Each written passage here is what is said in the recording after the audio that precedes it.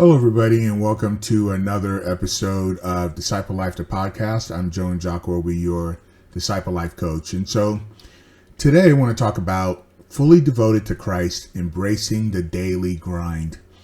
And any of you that have been walking with Christ for a while knows what I mean. The Christian life is quite a journey, the highs and lows and good times and bad. But there are times when we get into seasons of what I call the daily grind, right? And it's getting up and doing life and going to work and, if you're married or taking care of the kids and just all the responsibilities that you have. And so what can happen after a while is our Christian walk can begin to kind of feel like a grind. It's more of a endurance race, right? And so again, praise the Lord for those great seasons of revelation and just feeling like the Lord is near and you're in the center of God's will and you're excited. But we have those times too of where it's just we're grinding it out day after day after day. And it's interesting, I think about for instance Moses, right? So it was 40 years before the time that, Moses left Egypt, and then he was called by the Lord. And so I was wondering the other day, 40 years, what was Moses doing, day in and day out and every day? And, we know he's taking care of the sheep and the flocks, and, he was his wife and his kids and doing those things. And so I'm sure that in those 40 years, he was feeling that daily grind. And so just wanted to talk about that today, embracing the grind. How do we deal with it? How do we deal with just that daily sort of walk that we have in this life, right? And so a lot of times what we should do is try to reframe the grind, right? And look at it from a new perspective, because talking about being in a grind, it feels like, being stuck in a rut and doing the same thing over and over again.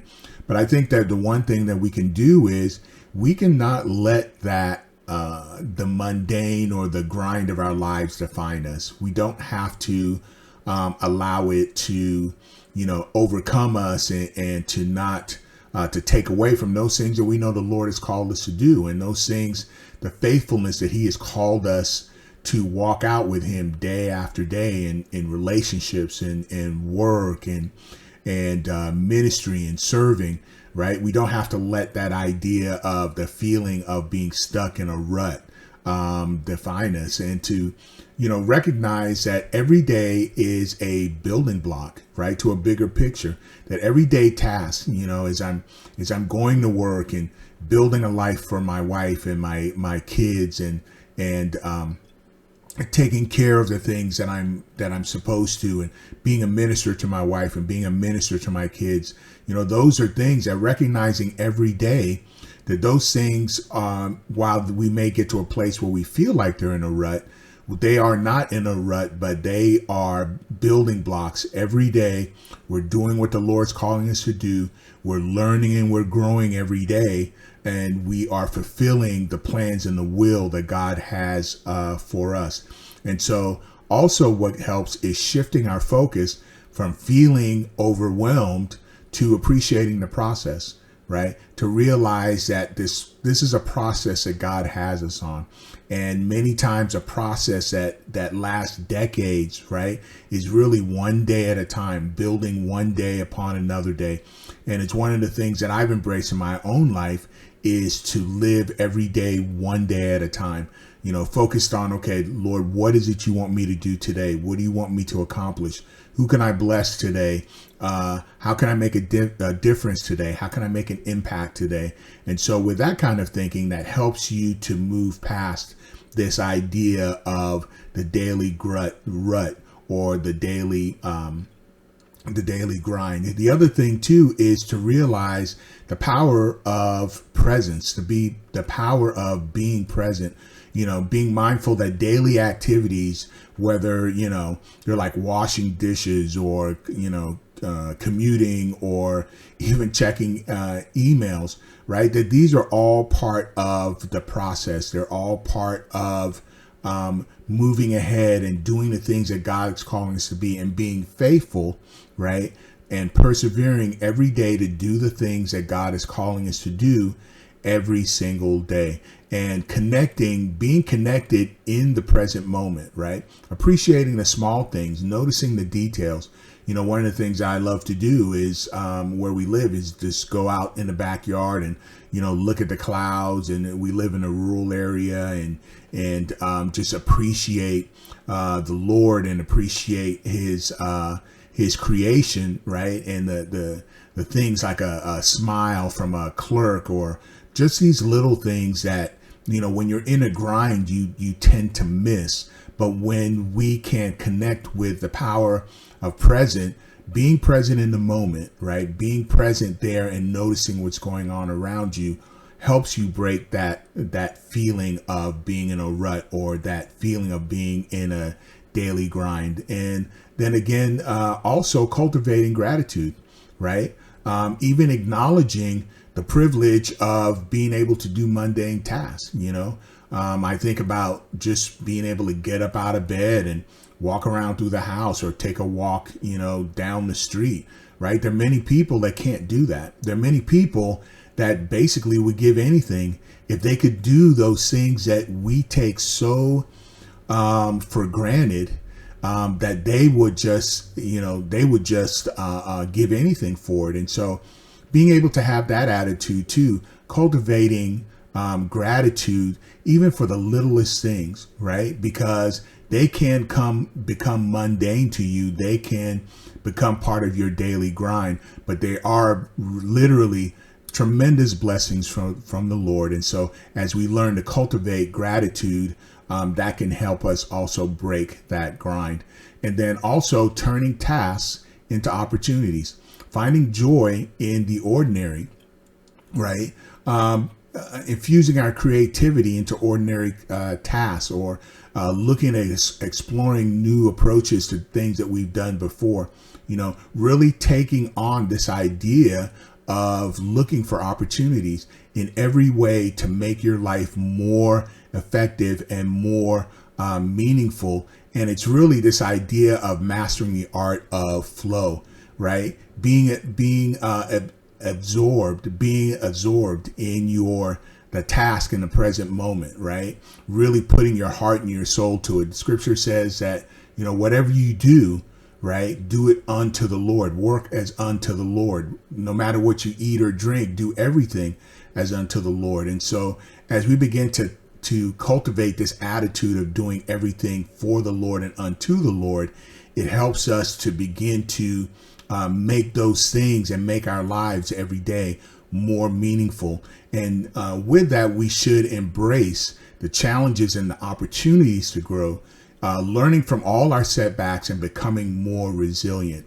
Every time that we have a setback, there's an opportunity for growth. There's an opportunity to look and see how we could have done things better, or how we could have made better decisions. And so even the setbacks, if we look at the setbacks as opportunities, what we will find is that even in those times of maybe difficult times, or those things that set us back, we will find that not only will it help us grow, it will help us be more resilient. And so one thing that these actions can do is that they can put into motion a ripple effect. So what that means is that small actions can help us create bigger changes, right?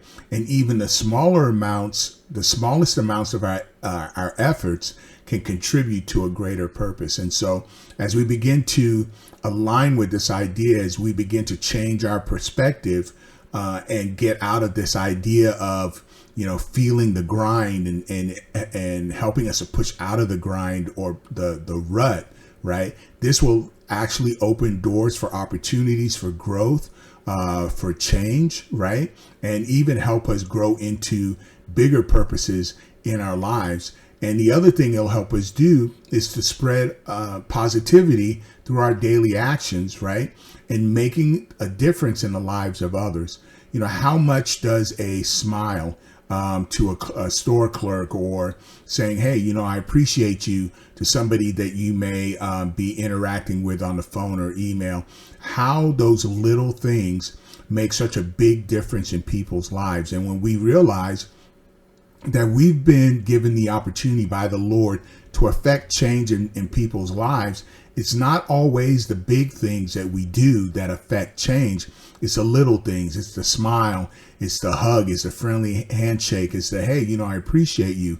I really appreciate your customer service. You know, you're really good at what you're doing.